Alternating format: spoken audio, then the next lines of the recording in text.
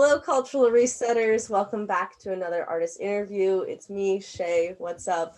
I'm really excited to introduce to you this artist this week, joining us from Australia with her beautiful vocals over instrumental psychedelic vibes. Really excited to get to know Kai. Welcome. Thank you so much for having me. I'm so excited. So I guess just introduce yourself. Tell me about where you're at and your name and your Yeah, pronouns. of course.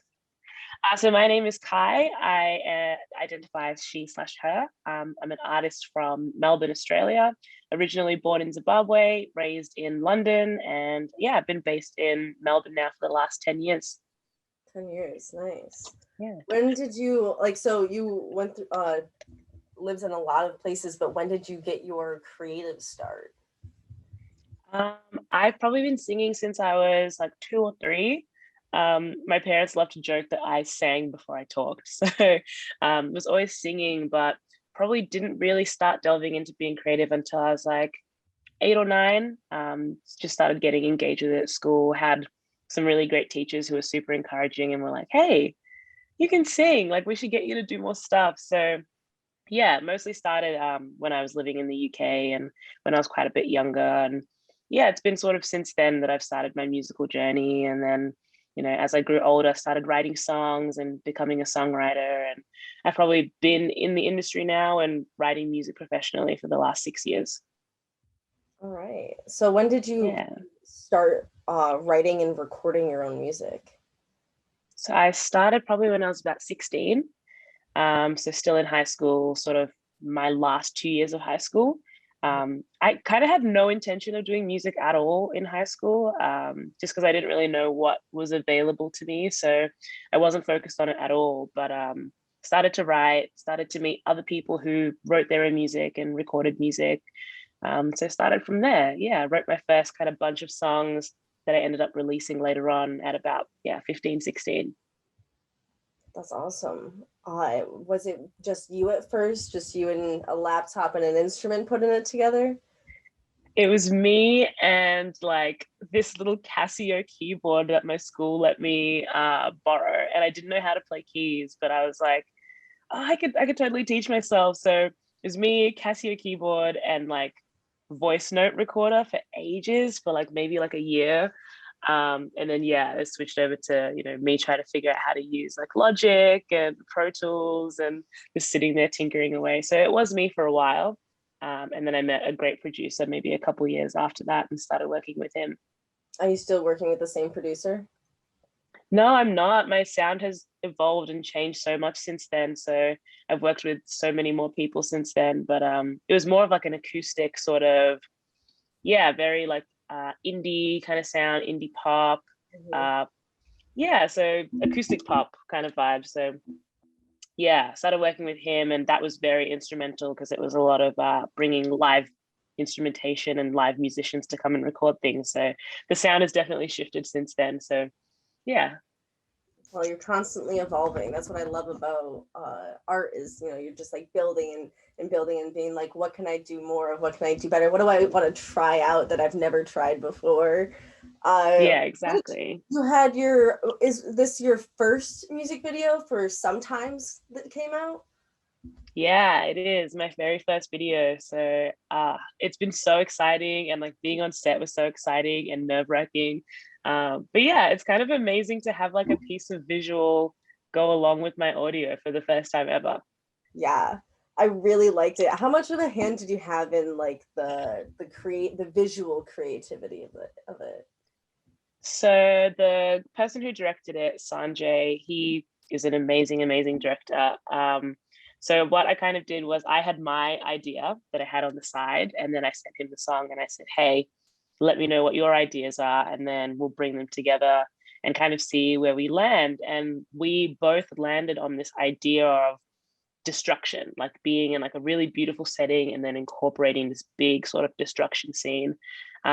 So my original idea was kind of a bit more left of field to what we ended up doing, but yeah, we both just had this idea that we wanted to allow myself to sort of grieve this relationship in the video, and to be able to go and smash things and yeah, almost just like go through all the emotions of a breakup. So yeah, I feel like he really, really captured that idea that I wanted and just like brought a whole different twist on it, which I love. I love working with other creatives and having their creative input just like makes such a beautiful piece of art. Mhm.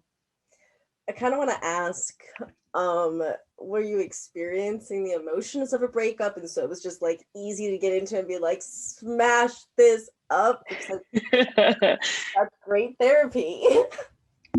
Oh man, I really was. I like really, really, really was. So I had gone through a breakup during the year that I'd kind of like written that song, and we'd thought about the video and the concept. I was going through a breakup, and it was interesting because I wrote the song a bit preemptively. I think I could kind of feel my relationship ending, so I wrote the song.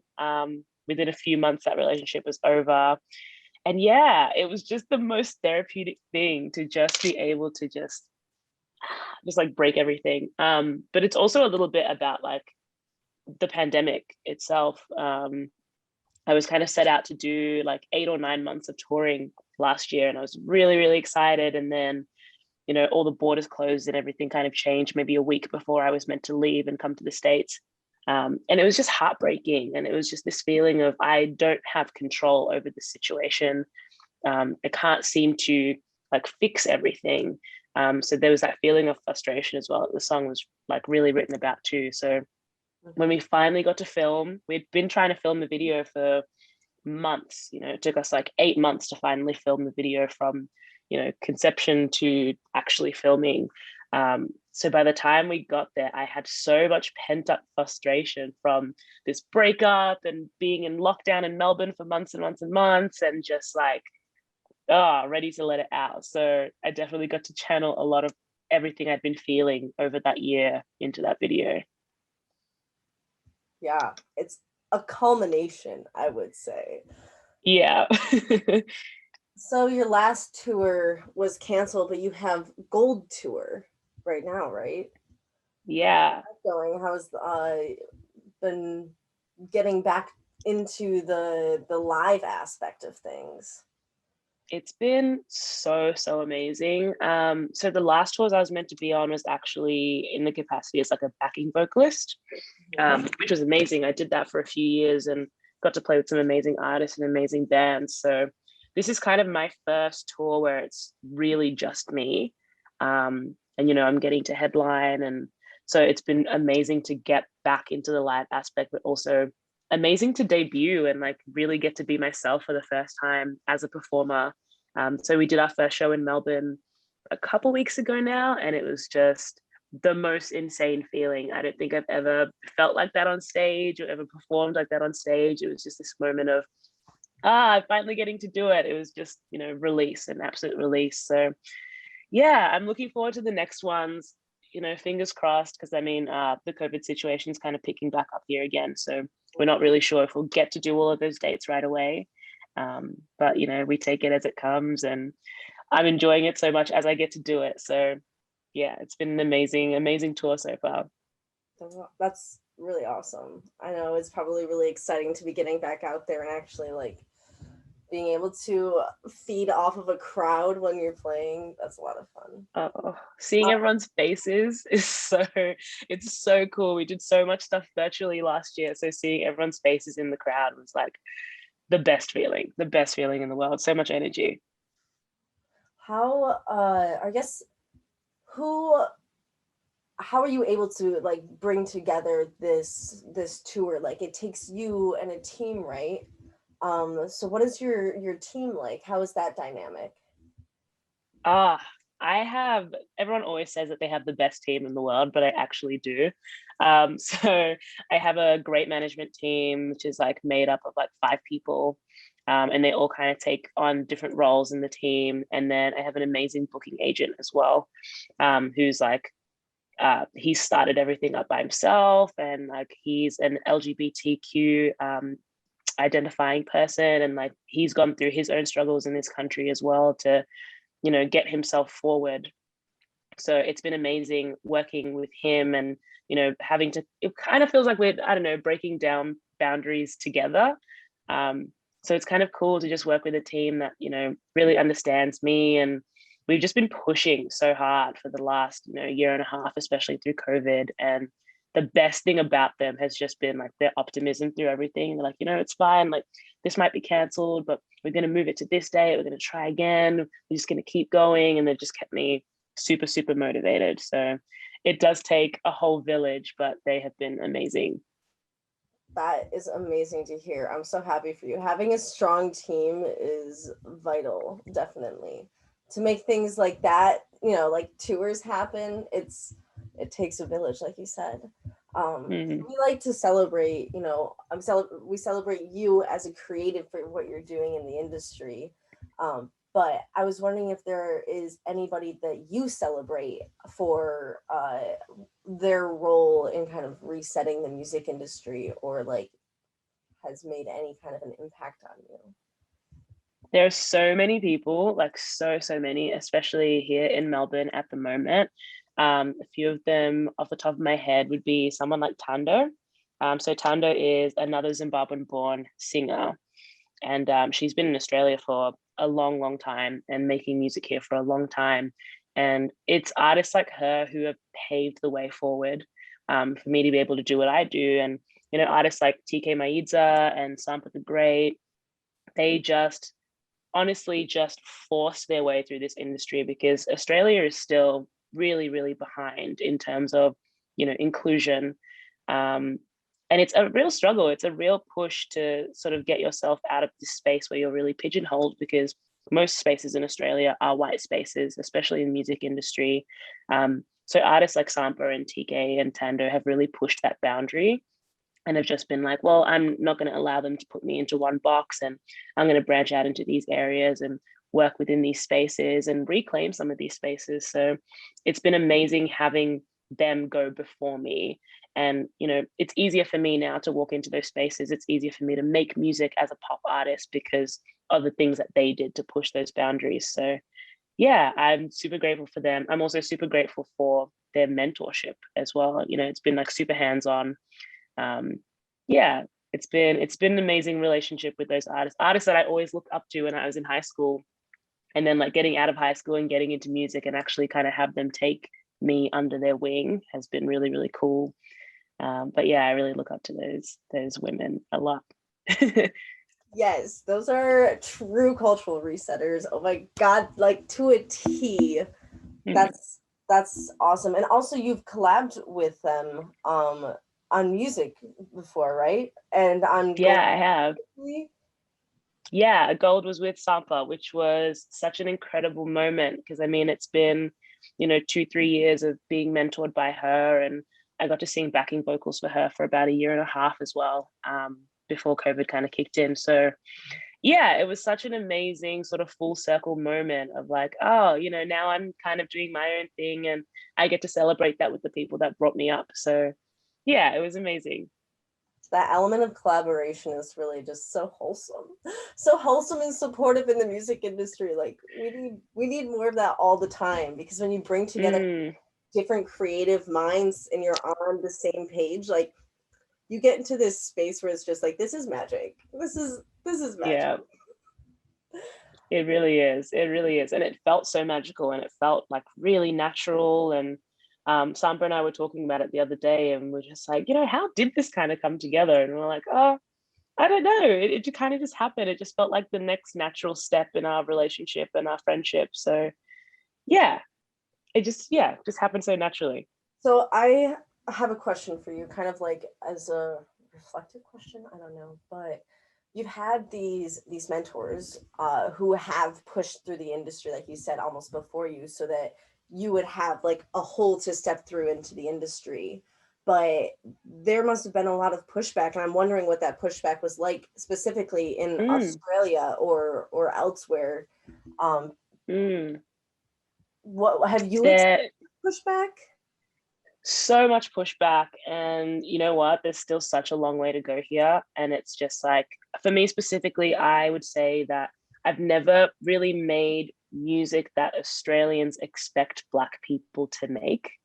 I've always I even started off, in that acoustic pop kind of realm, that indie pop kind of realm. And that was tough. That was tough because there were no other Black people doing that, and people didn't expect me to do that. So even when I would release music and would title it pop or acoustic pop, it always would end up in the R&B section. And that was so frustrating for me because I was like, I can't contend or like sit in this space, in this R&B space, because R&B lovers aren't going to really want to listen to acoustic pop music. So I kind of always felt buried beneath that. Even as I sort of started to evolve and make sounds that were a bit more R&B leaning, the more that I fell in love with R&B. It is still pop music, and it's always categorized in like R&B or hip hop. And we actually don't really have an R&B genre section in our radios in Australia. It's all classified as hip hop.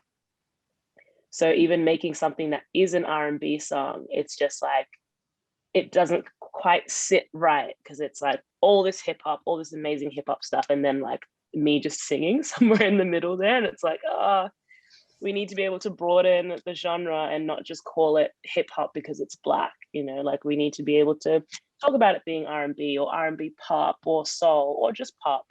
I've released pop music that's been put into the hip hop section. And it was so jarring because the song was so pop and it was just sitting there in the hip hop section. And it was kind of crazy because people would say to me, if you were white, that song would just be on the pop chart and not in this weird hip hop space. So yeah, it's still a struggle. It's the apps. I don't know. Like, who makes that decision? That seems like, I mean, not only is that oversimplifying and segregating music based on genres, which by the way is way oversimplified to describe music. Yeah. There's so many different styles and elements to music. To be able to categorize them into genres is literally forcing things to fit inside of this box, and it's busted. It's busted right now. Yeah. It really is. And it's like, it's crazy because it comes all the way from the top. Because I mean, we have the ARIAs here, which is essentially like the Australian Grammys. And for the longest time, until literally 2 years ago, there was only an urban section. Like, it wasn't like R&B, soul, and hip hop. It was literally just called urban. And it was just like, cool, here's the section where we like maybe award some Black people for making some Black people music. And then we did it, and then we can say it's done, and we'll give the and we still didn't win. It was the same hip hop white duo that won every year for 6 years. This is why award shows they just need to be okay. So I'm going to tell you something, and this is also kind of, I guess, an announcement to our viewers. But so we're taking our own take of award shows, and we're going to flip it on its head, and we're going to do it right. We're going to show you how it's done. Grammys. So that is cool. So what do you think? Like we're actually like in the course of putting this together, plugging our thoughts together and trying to make this thing happen. But what is one thing that you think pertaining to award shows that should be done differently? I think the biggest thing that has to be done differently is like the way that we kind of squeeze people into these genres and then award them based on that. I think like it's no coincidence that like Song of the Year or Artist of the Year or Album of the Year, whatever it is always a pop artist, because I don't even know why. I couldn't even give you a reason as to why, but that's how I've always kind of seen it, that like, you're not going to win Song of the Year unless it's a pop song, which is really frustrating. I think we shouldn't do that. I think we should be able to award songs based on their merit and, based on their musicality, and not just like, this song is a pop song and it's hugely popular, so that's why it's Song of the Year. Mm-hmm.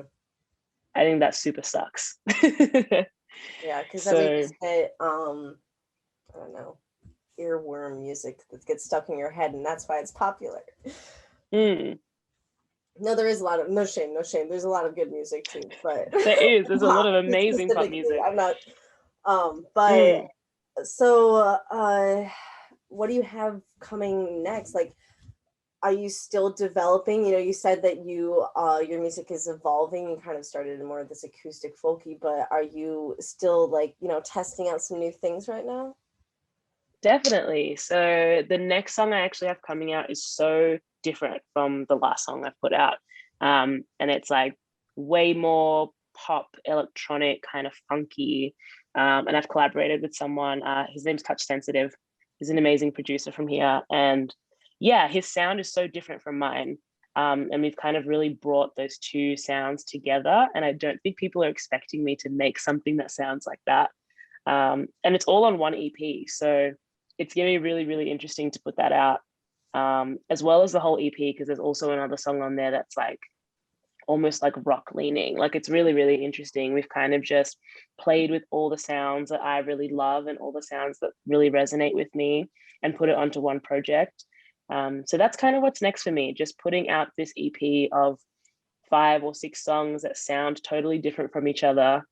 And yeah, just seeing how they land and seeing how it resonates with people. I love that.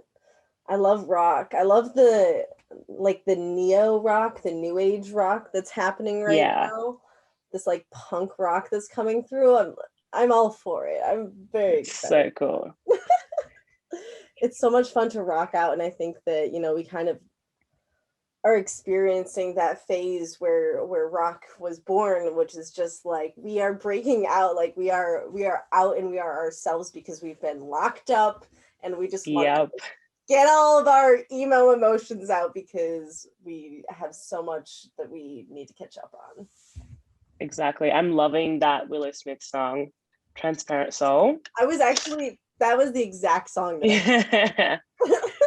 It's just like on repeat for me. It's like, it's perfect. And it's such a perfect example as well of that, cultural reset, because, I don't think anyone would have ever expected Willow to make a song that punky. Mhm. And it's so cool. And it just like, again, really opens up that space to more people of color and people that you don't usually find in that space. It's really exciting. So one thing that like when we sit down and we have these interviews, I'm always learning, of course, because every time it's a new perspective. And it's something that I think I'm kind of piecing together is that there is a cultural reset happening in the music industry within the United States and some of the UK, I would say, but I feel like there's so many places that are just like are not like, we're just starting the wave, and the cultural Mm, reset is trying to capture that change, but there's still so many places in which there is no change. Like the industry owns creatives basically. mm. um I don't know where I'm going with this, but I just that was just a frustration I wanted to express to you.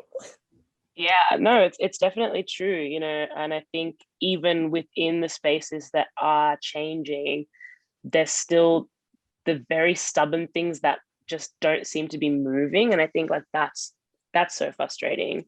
I think a really big one here that we're kind of going through at the moment. I don't know if you've heard about Beneath the Glass Ceiling, but it's a page that started up here in Australia and New Zealand that's been like tackling like discrimination, misogyny, a whole range of things in the music industry and calling out executives. And there's actually been like a really big shift because, there's been, people have left jobs and people have been fired from jobs because of some of these things that have come out. And it's been a huge cultural shift. But on the other side of that, there's also the people that don't want that culture to shift. Mhm. So it's kind of this constant battle of just like people butting heads of being like, no, we need to change this. We need to move forward. And other people being like, well, there's nothing wrong with how we do things. Um, so yeah, there's a constant friction still. And I think like things won't really, really fly forward until that friction is kind of gone. Mhm. Um, but yeah, I mean, you just have to keep trying to change people's mindsets. Yeah. Walk into a space and be like, I own this Yeah, space. yeah, exactly. Yeah. I think that this conflict that you're talking about is very apparent. I mean, it's seen in all aspects of the music industry, but also in other industries. And there has, obviously been a lot of tension surrounding these industries, and the music industry is like any other. it has their ups and their downs and a lot of issues that they need to claim and clean up. And what aspects, so we talked about award shows, you're doing tours, so what about inside of the studio? How has that space been claimed for you? I think I've been really, really lucky in the sense that I get to work with so many people of color in the studio. Like, I just get to work with so many different kinds of people. I get to work with people who just come from all walks of life and all different backgrounds. So it hasn't really been a struggle for me going into that space and getting to be myself, because I'm surrounded by people who are also being themselves. So that's been amazing for collaboration, and like amazing for being creative, because I haven't really had to go into the space in the studio and really own that space and really fight my way into that space. I've been really welcomed into those spaces by people who feel like me, that, that they want to also go into spaces and feel welcome. So it's been really cool, because I think like Melbourne, especially the Melbourne music scene, there's a lot of minorities, there's a lot of people from different walks of life. And, when we get together, we make some really cool stuff, because it's just like, hey, I feel accepted and you feel accepted. And like, we don't have to have this weird wall up. We can just do whatever and make whatever we want to make. So I've been really, really lucky in that regard, to meet people who are just like-minded and going through the same thing that I'm going through. Yeah, a sense of community and support. Yeah, Definitely healthy for, mental health too. So, and I mean, go ahead. No, I was just saying, and I mean, like, even the producers that I work with who are, cis white males, a lot of them are great allies and have been great allies and have been very vocal allies. So they've made those spaces really comfortable too. That's so good. That honestly warms my heart. It's awesome, because I think that your best art is made when you are comfortable in your space. Yeah. And you're free to express yourself, and like you said, like, not have those walls up of, am I going to be judged? Like, is someone going to tell me no? Because it's more liberating when you can do it yourself, and that's when you get the best outcome. Yeah, exactly. Exactly. Is there anything that you would like to talk about before we round things out? I think we covered so much, hey? I know. I feel like we really did a thorough sweep of what Kai is up to. I think we did. I think we nailed it. I want to ask you one last question. We like to end with this. If you have any advice for young creatives in the music industry, what would it be? Any advice? Ooh, I have so much advice. It's so hard to pick one thing. I would just say, whatever you're doing, just own that wholeheartedly. I think it doesn't really matter if you think people are going to understand it or not. As long as you understand it and you breathe it and feel it and live it, there will be people out there that connect with that and resonate with that. So just stay authentic as you can possibly be, because that's what's going to break through. That's what people need. People need authenticity. They don't need a carbon copy of somebody else. So yeah, stay really authentic. That would be my piece of advice. Stay authentic, stay true to yourself, stay weird. Yeah, stay weird. Weird is fun. Well, thank you so much. It was so nice to sit down and get to know you. And I hope that our listeners enjoyed. Make sure that you follow Kai and check out all of her music and her tour and her upcoming music video, or next music video, I suppose, whatever it may be. And we'll see you next week. Bye.